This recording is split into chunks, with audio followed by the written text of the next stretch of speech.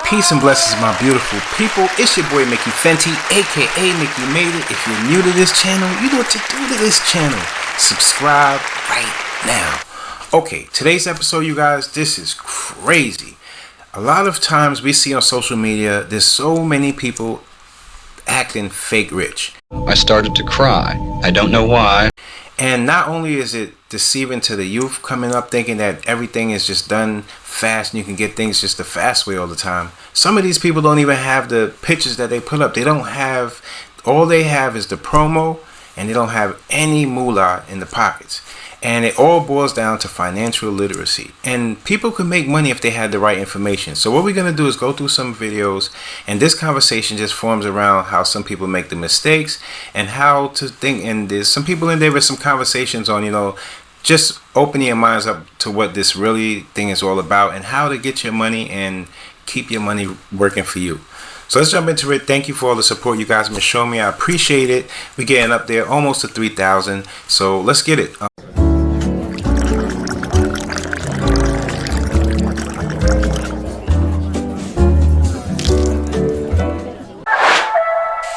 Mickey made it. Mickey made it. What you made, Mickey? Mickey made it. Salute, salute. Mickey made it. What's up, man? Salute. Mickey, you made it, Mickey. Mickey made it. Brothers and sisters. The Chinese manufacturers, they've been on TikTok reading these luxury brands for filth. Like, a lot of this was news, and I already understood, like, they're getting their stuff for cheap and selling it to us for like 15 times the amount it costs. We now know for certain that this is the case. A lot of these luxury brands, they like to, everything's about storytelling. So you got to tell a good story to sell your product. And a lot of times these luxury brands, they lying about how their actual product is being manufactured, who's manufacturing it. And a lot of times, all these products is coming from China. Come on, now Let's keep it a buck. Let's be honest. A lot of these products are coming from China. I remember back in the day, people used to make fun of you for getting your stuff on Alibaba, DHgate, and all that. Mind you, it's all coming from the same exact factory. They may just have little different sections in the factory, but it's coming from the same exact factory, and Nike or Adidas or whoever just slapping their logo on it and said, let me get 10 times the amount of money I bought it for. That's a fact. Facts. And the people is okay with that. I absolutely love that these factories is actually, amid the tariff talks and all that stuff, they drop in the factories that all of these products are coming from. So you actually know where these Nike shoes and these bags, these luxury bags is coming from. So if you wanted to, you can probably get it ordered from the actual factory. And instead of paying the markup price of $1,000, you could probably cop it for $100. To be honest, I just never understood.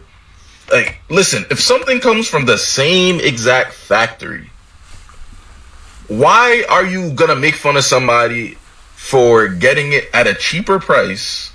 It's coming from the same place, but praise the person that pays a higher premium. Like, huh? What are y'all thoughts on this? Cause I'm here for the cheaper prices. I don't mind it, Whatever it is to save a buck, I'm here for it. So the gag is these big luxury brands are a big scam. Y'all thinking that y'all getting stuff from Italy and everything, but it's really originally made in China. Those same set bags, y'all are like, oh, it's fake, it's made in China. Yeah, your bag is made in China too. It's just they just put some pizzazz on it and just switched it from made in China to made in Italy. Because they bought from these, like, China being the supplier. Like, oh my gosh. Crazy. Such a scam, this country. Such a scam. So y'all paying for a name. Y'all not really paying for, like, the bag, per se. Y'all think y'all are, but y'all really paying for the name, because what y'all saying is fake and bootleg is actually the same bag that you're paying thousands of dollars for. Trying to stop clients from spending erroneously.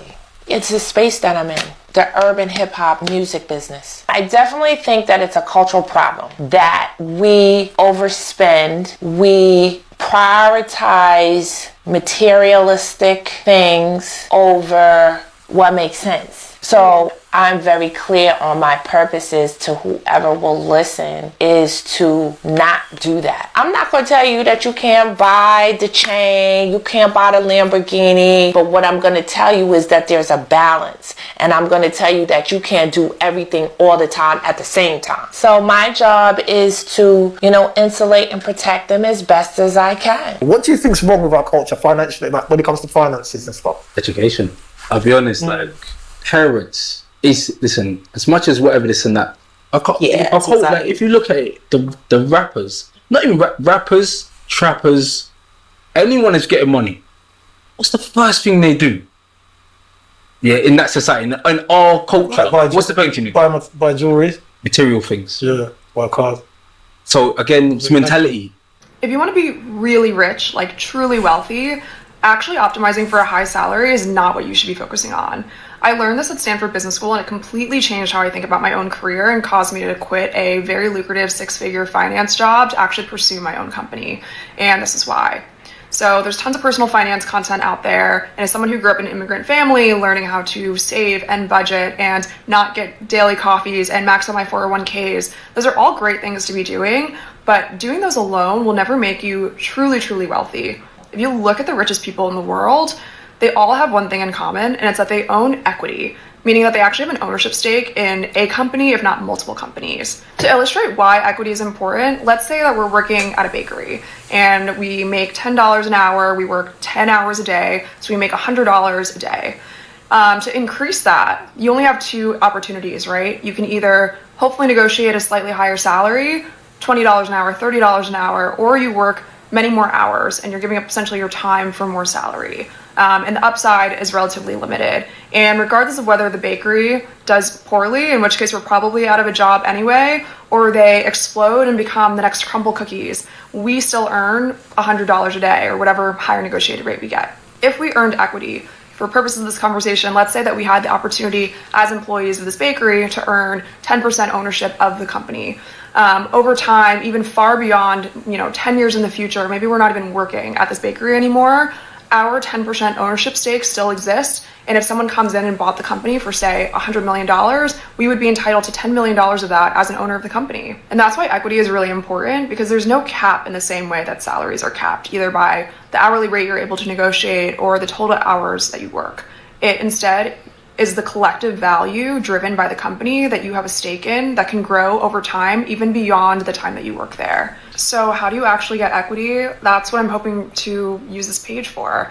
I think there's a misconception that you have to have a lot of money to invest in companies to earn this equity, and that's certainly one way, but there's tons of other ways as well. And I come from a venture capital background, investment banking background. I'm currently a founder that's raised millions of dollars from VCs to start my own company in pursuit of building equity for myself.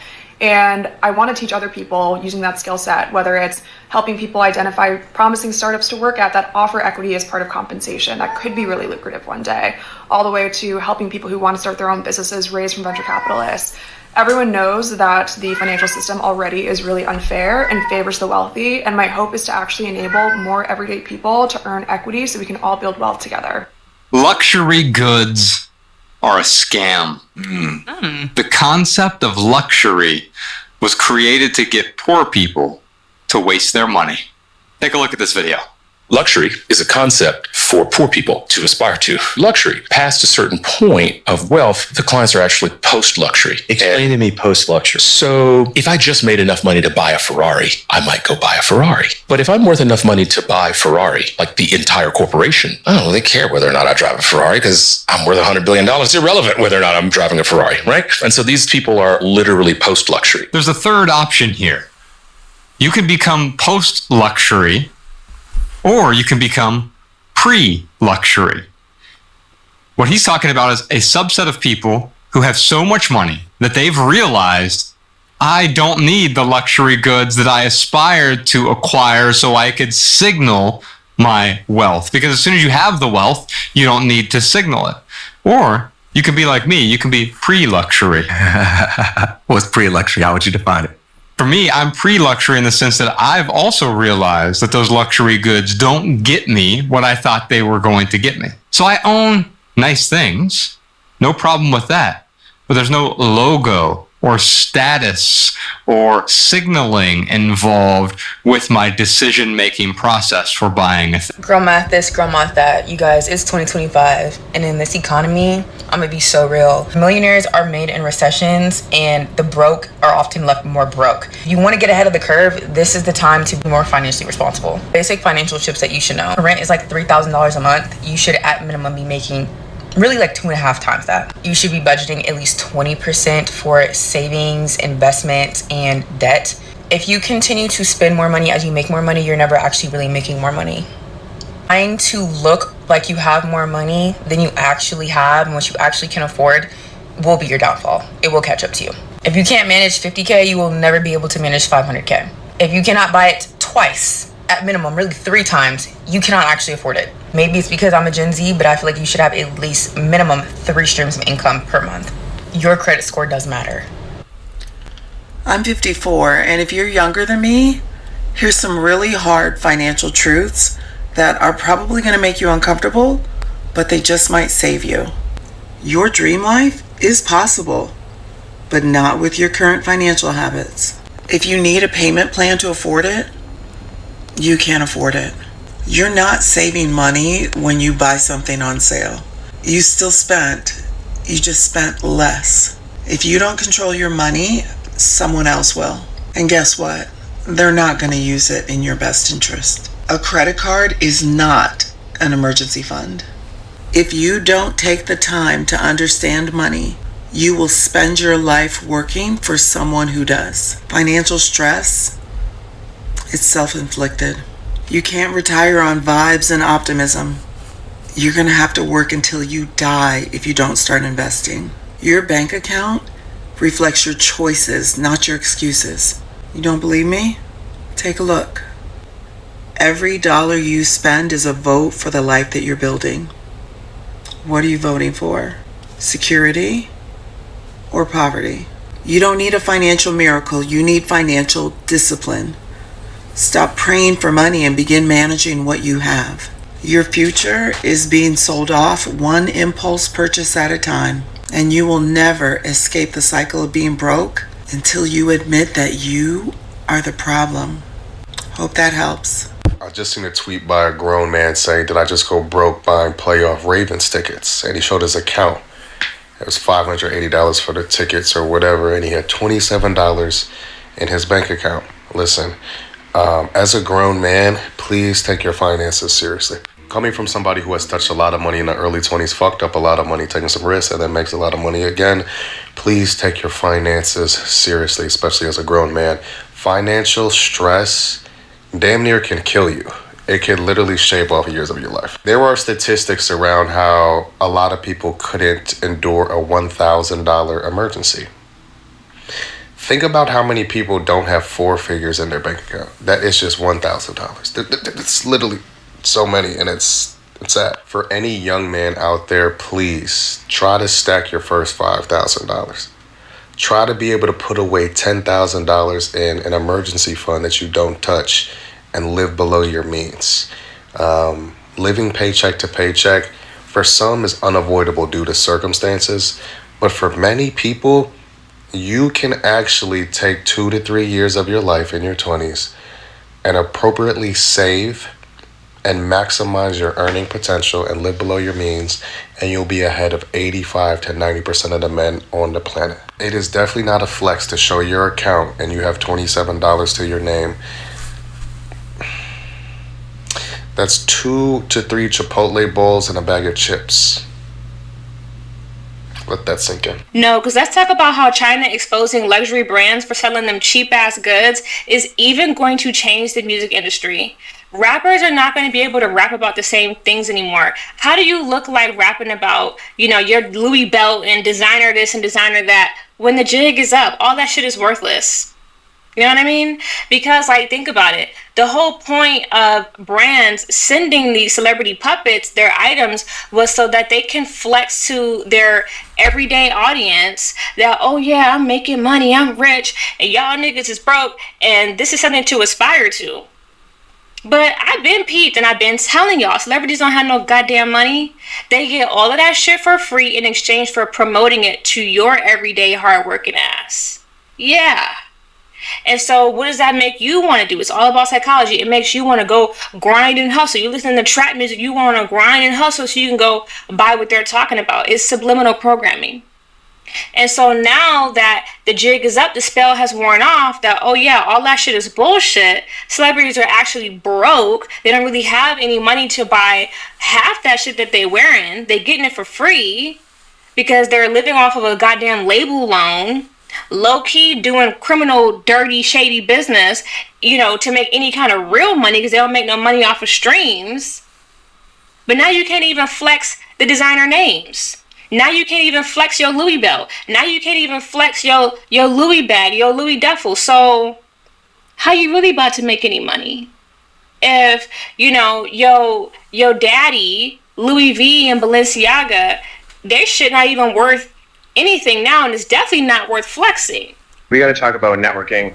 It is the secret to becoming a billionaire, but almost nobody. I'm going to say the quiet part out loud, and some of y'all might not like this, but the networking that he's talking about, you have to already be wealthy to be in those circles. These networks exist to reinforce the wealth of the already wealthy. 38 top private colleges today enroll more students from households in the top 1% for income than from the bottom 60% combined. These trends have deep historical and institutional roots. For example, Yale and Harvard both rank their students into the 1700s, in part according to their father's wealth and social position in society. This matters because people are leveraging those social ties for their careers, especially in an industry like finance, where the highest status investment bank and hedge fund managers mostly hire and promote new entrants who share their elite private university experiences, cultures, and identities. 40% of Yale's graduating class of 1986 applied to work at a single investment bank, First Boston. This tradition remains alive and well in the Ivy League, with 70% of Harvard graduates typically applying to work for a top investment bank or consulting firm. Financiers gain credentials, connections, and social status from their elite university educations more than any other group of U.S. economic elites. Among the 400 wealthiest billionaires in America, 65% of private equity and hedge fund managers have bachelor's degrees from the nation's top 30 private universities. But among technology billionaires, the group with the second most elite degrees, only 36% are alumni of the top 30 private schools. This nexus between the Ivy League and higher finance has helped maintain the sector's top echelons as the nearly exclusive providence of the well-pedigreed. The book that I've been reading from is Bankers in the Ivory Tower by Charlie Eaton. This book discusses ways in which bankers have been able to leverage their social ties to their elite private universities to generate astronomical wealth for themselves, and how that in turn has really disproportionately increased wealth inequality in this country. If you made it this far, hi, my name is Nina. I am an institutional equity trader and a certified financial planner professional, and my page is dedicated to helping more Black women have careers in finance. What I just discussed is one of the main examples of how Black people were kept out of the finance industry for so long, and how we continue to not be able to have access to these networks that allow us to join the industry and to have careers in finance. One thing about me, y'all, I am a loud and angry Black girl because I have a lot to be angry about and a lot to say, so I will continue to shine light on all of this. Thank you for tuning in. Okay, bye. And must I remind you, the fake it till you make it days are all over. These are the times where you make it and you find out a way for it to, work for you. And when it comes down to financial literacy, it's something that you don't have to, just because you haven't learned it in the past, you forget about it now. You learn it as soon as you hear the information. you dig into it, you start learning it for yourself before you make any decisions that could be detrimental to, you know, your future and the way you're making money. Because times are hard, and even though some of us, you know, hate to admit it, we all need a helping hand. So you guys, and I'll give you this one, you know, the biggest flex is not to flex. Remember that. Till next time, it's your boy Mickey Fenty, aka Mickey Made It. If you're new to this channel, you know what to do to this channel. Subscribe right